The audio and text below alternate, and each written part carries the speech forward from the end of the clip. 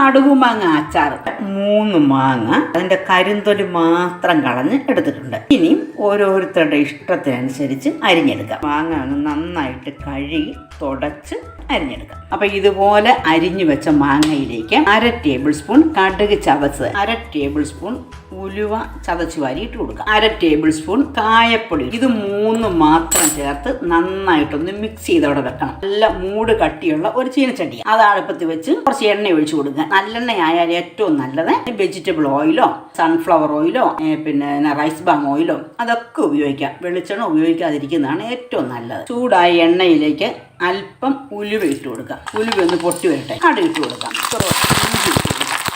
ഒരു 2 table spoon ഉണ്ട് ഇഞ്ചി, 2 ടേബിൾ സ്പൂൺ ഉണ്ട് വെളുത്തുള്ളി. ഇത് രണ്ടും കൂടെ ഒന്ന് നന്നായിട്ട് വഴന്നു വരട്ടെ. ഒരു 2 പച്ചമുളക് വട്ടം അരിഞ്ഞിട്ട് കൊടുക്കാം. കുറച്ച് കറിവേപ്പില ഇട്ട് കൊടുക്കാം. ഒന്ന് വഴന്നു വരട്ടെ. ഇതുപോലെ കളർ മാറി വരുമ്പം 1 ടീസ്പൂൺ മഞ്ഞൾപ്പൊടി ഇട്ട് കൊടുക്കുക. ഒന്ന് വഴന്ന് വരുമ്പം 3 ടേബിൾ സ്പൂൺ മുളക് പൊടി ഇട്ട് കൊടുക്കുക. കാശ്മീരി ചില്ലിയും സാധാരണ മുളകും കൂടെ ചേർത്ത് പൊടിച്ച് വെച്ചിട്ടുള്ളതാണ്. ഇനി ഇതിലേക്ക് ആവശ്യത്തിന് ഉപ്പിട്ട് കൊടുക്കുക. വിനാഗിരി ഒഴിച്ചു കൊടുക്കുന്നുണ്ട്. വിനാഗിരി ഒഴിച്ചു കൊടുത്താൽ ഇനി ഇതൊന്ന് തീ വെച്ച് നമുക്ക് തിളപ്പിച്ചെടുക്കാം.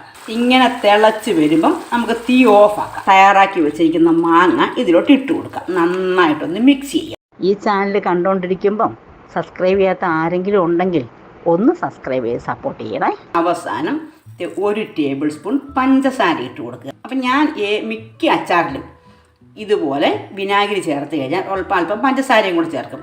ഈ സമയത്ത് ഉപ്പ് നോക്കണം കേട്ടോ. ഉപ്പ് വിനാഗിരിയും നോക്കിയിട്ട് വേണം പഞ്ചസാര ഇട്ട് കൊടുക്കാൻ. നന്നായിട്ട് ഇളക്കി അതുപോലെ തന്നെ നന്നായിട്ട് ആറിയതിന് ശേഷമേ ഒരു ഗ്ലാസ് ബോട്ടിൽ ഇട്ട് വെക്കാവുള്ളൂ. അച്ചാറിന് എപ്പോഴും അല്പം ഉപ്പും എരിവും കൂടി നിൽക്കണം. അതുപോലെ തന്നെ കുറച്ച് എണ്ണ. കഴിയുന്നത് അച്ചാർ ചില്ല് ഉപ്പിലിട്ട് വെച്ചാലുള്ള ഗുണം എന്നാന്ന് വെച്ചാൽ റിയാക്ഷൻ ഒന്നും ഉണ്ടാകത്തില്ല.